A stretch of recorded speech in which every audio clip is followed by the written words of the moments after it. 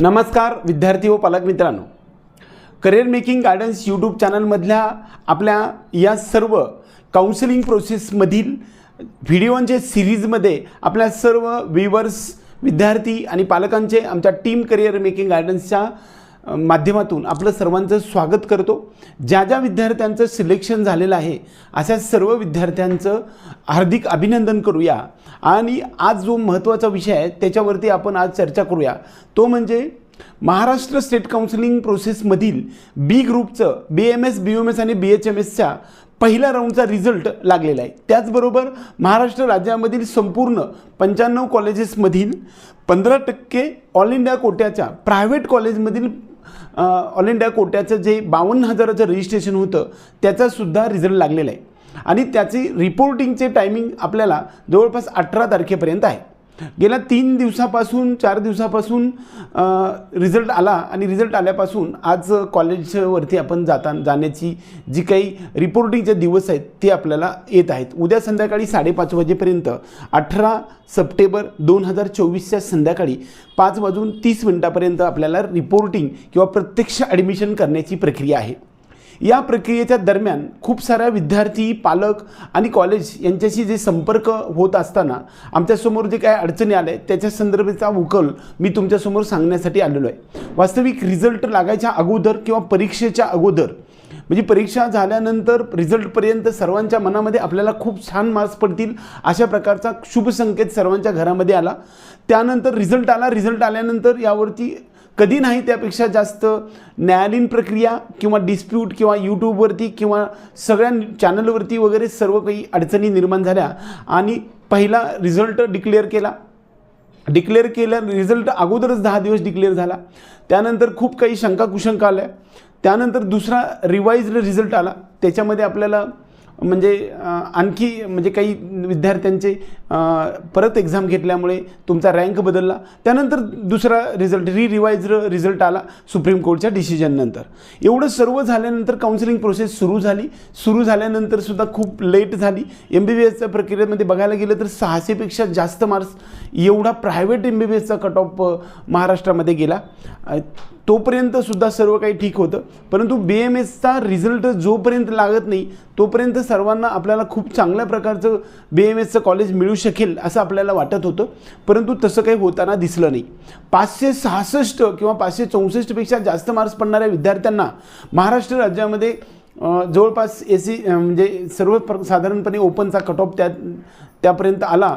म्हणजे तोपर्यंत असं एक डोक्यात चित्र आलं होतं की जे MBBS मिळायचं कॉलेजच्या जो काही मार्क्स आहेत त्या मार्क्सवरती BMSसुद्धा गव्हर्नमेंट मिळणं मुश्किल झालं आणि अनन्य म्हणजे आजपर्यंतच्या नीटच्या इतिहासामधील किंवा ॲडमिशन प्रोसेसमधील सर्वात अडचणीचे मार्क्स एवढे मोठे पडूनसुद्धा अडचणीचे दिवस सर्व विद्यार्थ्यांच्या किंवा कुटुंबामध्ये अगदी मोठं काहूर माचताना दिसतं। त्यानंतर मी सर्वांना सांगत होतो की बाबांनो, सर्वांना तुमचा रँक खूपच खराब आलेला आहे, त्यामुळे 52,000चं रजिस्ट्रेशन तुम्ही करून घ्या की ज्याला आपण ऑल इंडिया कोट्यामधून 2,000 रुपये डिपॉझिट, 2,000 रुपये फीज आणि 50,000 रुपये डिपॉझिट सर्व कॅटेगरीसाठी कसल्याही कॅटेगरीचं मेरिटमधलं आणि फीजमधलं बेनिफिट न घेता प्रायव्हेट कॉलेजमधल्या 15% रजिस्ट्रेशनची प्रोसेस सुरू होती। त्यावेळेस सर्वांना मी सांगत होतो की तुम्ही रजिस्ट्रेशन करून घ्या, याचं मेरिट थोडंसं कमी लागतं किंवा चांगलं कॉलेज मिळण्याची पॉसिबिलिटी असते, कारण 50,000 रुपये डिपॉझिट भरणाऱ्यांची संख्या कंपॅरेटिव्हली कमी असते, त्यामुळे तुम्हाला नंबर लागण्याची शक्यता, चांगले कॉलेज मिळण्याची पॉसिबिलिटी असते। परंतु बऱ्याच वेळा विद्यार्थ्यांच्या मनामध्ये 500, 550, 550 वगैरे मार्क्स असणाऱ्या विद्यार्थ्यांमध्ये डोक्यामध्ये कन्सेप्ट होता की जवळपास 550, 55, 561 मार्क्स पडणाऱ्या विद्यार्थ्यांना सुद्धा गव्हर्नमेंटचं कॉलेज मिळालेलं नाही आहे। त्यावेळेस लक्षात आलं की खरंच कट ऑफ किती हायर साईडनं गेलेला आहे। गेल्या वर्षीचा कट ऑफ हा शेवटच्या राऊंडचा कट ऑफ जर पाहायला गेलं तर BMS गव्हर्नमेंटचा कट ऑफ जो होता तो 448 एवढा होता, तो यावर्षी 566पर्यंत गेला। म्हणजे जवळपास 120च्या दरम्यान एवढा अपसाईड गेलेला, एवढे मार्क्स अपसाईडनं गेला। त्यानंतर प्रत्यक्ष ॲडमिशनची प्रोसेस सुरू झाली। विद्यार्थ्यांच्या मनामध्ये जे कॉलेज मिळाले, ज्या विद्यार्थ्यांनी 52,000चं रजिस्ट्रेशन केलेलं होतं त्यांना थोडेसे चांगले कॉलेजेस मिळाले, परंतु ज्यांनी 85% रजिस्ट्रेशन केलेलं होतं त्यांना मात्र लोअर लेवलचे थोडेसे कॉलेजेस अपेक्षेपेक्षा निश्चित 30-40 कॉलेजेस कमी येताना दिसतात। वास्तविक नवीन कॉलेजेसची संख्या जास्त आली होती, त्याचमुळे विद्यार्थ्यांना खूप साऱ्या, मी नेहमीच चॉईस फिलिंग सांगत होते, कमी देऊ नका, कमी देऊ नका, जास्त द्या. त्यामुळे आपल्याकडे असणाऱ्या विद्यार्थ्यांना जास्तीत जास्त कॉलेजची संख्या दिल्यामुळे कुठलं ना कुठलं कॉलेज अलॉट झालेलं मी पाहिलेलं आहे. परंतु जे आपल्या ग्रुपमध्ये नव्हते किंवा आपलं यूट्यूब चॅनल फॉलो नाही करत असे लोकांनी चॉईस फिलिंग कमी दिली, त्यामुळे त्यांचं ॲडमिशन होण्यासाठी प्रॉब्लेमसुद्धा आला. म्हणजे त्यांना कॉलेज अलॉटच झालं नाही, कारण तुमच्या डोक्यामध्ये जो कट ऑफ होता तो गेल्या वर्षीचा होता. यावर्षी 410 किंवा 406 मार्कापर्यंत कट ऑफ आलेला आहे. गेल्या वर्षी 287ला कॉलेज मिळालेलं होतं, तर मला पण मिळेल असा 350 पावणे 400 मार्क्स असणाऱ्या विद्यार्थ्यांना असताना 420 वगैरे असे विद्यार्थी ज्यावेळेस होते, अशा विद्यार्थ्यांनासुद्धा कशामुळं कॉलेज मिळालं नाही, तर त्यांच्या डोक्यामध्ये मला खूप चांगलं कॉलेज मिळेल असं वाटत होतं, परंतु अगदी लोअर लेवलचे कॉलेजेस त्या मार्क्सला मिळालेले आहेत. त्याचबरोबर 510 किंवा 20 मार्क्स असणाऱ्या विद्यार्थ्यांनासुद्धा गव्हर्नमेंट तर बात सोडूनच द्या, पण प्रायव्हेटमधील सुद्धा अगदी मध्यम लेवलचे कॉलेजेस मिळालेले आहेत. हा झाला रिझल्टच्या बाबतीत म्हणजे विद्यार्थ्यांवरती थोडंसं अडचणीचा मुद्दा झाला. परंतु प्रत्यक्ष ॲडमिशनला जात असताना आपल्याला जे अडचणी आल्या त्या अडचणी मी तुम्हाला सांगण्यासाठी खरं तर आलेलो आहे. सर्वच कॉलेजमध्ये ज्यावेळेस फोन करण्याची प्रोसेस किंवा ॲडमिशन अलॉटमेंट सर्वच जवळपास 100% सीट्स झालेले होते, त्यावेळेस मी सर्व विद्यार्थ्यांना, माझ्या ग्रुपवरच्या विद्यार्थ्यांना, किंवा आपण फी स्ट्रक्चर काही सांगितलेलं नव्हतं की जी फी स्ट्रक्चर 1.5 लाखापासून ते 3 लाखापर्यंत आहे. त्याच्यामध्ये ओपन कॅटेगरीसाठी पूर्ण फीज भरावी लागते, OBC SC BC आणि त्याचबरोबर EWSसाठी 50% फीज भरावी लागते. त्यानंतर VJ SBC NT 1 2 3 यांच्यासाठी फक्त 10% फीज भरावी लागते आणि SC आणि ST या कॅटेगरीसाठी आपल्याला 100% फी माफ होत असते. अशा प्रकारचा कन्सेप्ट आपल्याला सर्वांना माहीतच आहे. त्यामुळं त्याच्या फीचं स्ट्रक्चर बऱ्याच वेळा विचारायला गेल्यानंतर मी विद्यार्थ्यांना सांगत होतो की तुम्ही कॉलेजला फोन करा. त्यावेळेस कॉलेजला फोन केल्यानंतर कॉलेजने मात्र 100% संपूर्ण फीची मागणी करण्यात आलेली होती. खरं पाहता पूर्ण फीज भरली काय किंवा म्हणजे आपल्या कॅटेगरीची फीज भरली काय, आपल्या सर्व खरं तर विद्यार्थ्यांच्या दृष्टीने काही अडचणीचं नाही आहे, परंतु तरीसुद्धा बरेचसे डिस्प्यूट होताना मी पाहिलेलं आहे. ज्यावेळेस ॲडमिशनच्या प्रोसेसमध्ये समजा उदाहरणार्थ एखाद्या कॉलेजची फीज 2 लाख रुपये आहे आणि मी VJ कॅन्डिडेट किंवा NT C कॅटेगरीचा विद्यार्थी आहे, मला 20 ते 25,000 किंवा 30,000 रुपये फीज भरणे अपेक्षित आहे, परंतु प्रत्यक्षात कॉलेज मला 2 लाख रुपये मागत आहे, असं जरी तुम्हाला वाटत असलं तरीसुद्धा तुमच्यावरती कुठल्याही प्रकारचा अन्याय होत नाही असं मला वाटतं आहे. कारण का प्रत्यक्ष कॉलेजबरोबर डिस्प्यूट घालत बसण्यापेक्षा आपण जो काही कॉलेज बोलत आहे त्याची फीज तुम्ही पे करा. तुम्हाला मी 100% ॲश्युरन्स देतो की ज्यावेळेस आपण समाज कल्याण ऑफिसकडे DBTकडे अर्ज करतो त्यावेळेस तुमची जी कॅटेगरीची फीज आहे ती भरलेली फीज 100% परत मिळते. आजच्या इतिहासामध्ये मी पाठीमागचा कितीतरी वर्षापासूनचा सर्वे पाहिला आहे की तुमची जी तुमच्याकडे caste certificate, caste validity, non creamy layer आणि लास्ट रिसेंट इयरचं उत्पन्नाचा दाखला एवढ्या गोष्टी जर तुमच्याकडे असतील आणि ॲडमिशनचं अलॉटमेंट लेटर हे इन्स्टिट्यूशन कोट्या व्यतिरिक्त आणि डीम्ड युनिव्हर्सिटी व्यतिरिक्त मेरिटच्या लिस्टमधून झालेल्या सर्व ऑनलाईन प्रोसेसमधून झालेल्या विद्यार्थ्यांसाठी, मग ते BSc नर्सिंग असू दे, GNM ANM असू दे, किंबहुना कोणताही कोर्स असू द्या, त्याच्यासाठी कॅटेगरीची फी 100% तुम्हाला रिफंड समाज कल्याण ऑफिसतर्फे सरकारकडून तुम्हाला मिळत असते. त्यामुळं तुम्हाला फीज आत्ता भराव्या लागल्याबद्दल थोडंसुद्धा दुःख वाटून घेऊ नका. वास्तविक पाहता कॉलेजबरोबर ज्यावेळेस चर्चा करायला जातो त्यावेळेस 2 लाख रुपये फीज पूर्ण भरायची मागणी केली जाते, त्यावेळेस विद्यार्थी आमच्याशी किंवा CET सेलबरोबर किंवा कॉलेजबरोबर डिस्प्यूट घालताना दिसतात. खरं पाहता म्हणजे प्रत्यक्षात ज्यावेळेस ही प्रोसेसच्या पाठीमागच्या 4-5-7 वर्षाच्या अगोदर गेलो तर संपूर्ण फीज आपल्याला भरावी लागत होती आणि जी फीज आहे ना ती परत आपल्याला समाज कल्याण ऑफिसतर्फे DBTवरती अर्ज करून आपल्याला आपल्या कॅटेगरीची फीज आहे ही आपल्या अकाउंटवरती परत मिळत होती. परंतु काही काळानंतर सरकारच्या डिसिजननुसार आपल्याला जेवढी फीज आहे तेवढीच फीज म्हणजे जी काही माफी आहे ती माफी वजा करूनच फीज भरण्याचा कन्सेप्ट पुढे रूढ झाला आणि त्याच पद्धतीनं आपल्याला MBBSची प्रोसेससुद्धा पूर्ण होताना दिसली. परंतु BMS, BHMS आणि फिजिओथेरपी ह्या सर्वाचा राऊंड लागल्यानंतर सर्व फीजची मागणी केली जाते.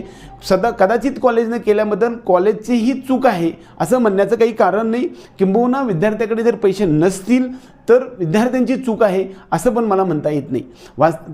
परंतु जी काही कॉलेजची फीज आहे ती फीज तुम्हाला येणं केनं प्रकारे म्हणजे विद्यार्थ्याच्या खिशातून भरू दे किंवा सरकारच्या फी माफीमधून सरकार जे तुम्हाला समाज कल्याण मार्फत देत असतं या माध्यमातून कॉलेजला फी मिळणं गरजेचं असतं.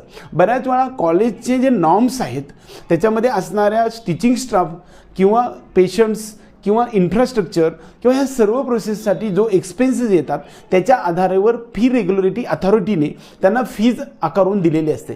ती फीज त्यांना त्यांच्या वेळी मिळालं तर कदाचित कॉलेज चालवण्यासाठी काही प्रॉब्लेम येत नाही. विद्यार्थ्यांसाठी समजा माझ्या मानसिकतेमध्ये 20 किंवा 30,000 रुपये एवढी भरण्याची होती, परंतु मी आता 2 लाख रुपये भरायची वेळ आलेली आहे असं वाटून घेऊ नका, काही काळजी करू नका. तुमचे पैसे 100% मिळतात. आपला यूट्यूब चॅनल तुम्ही फॉलो करत राहा.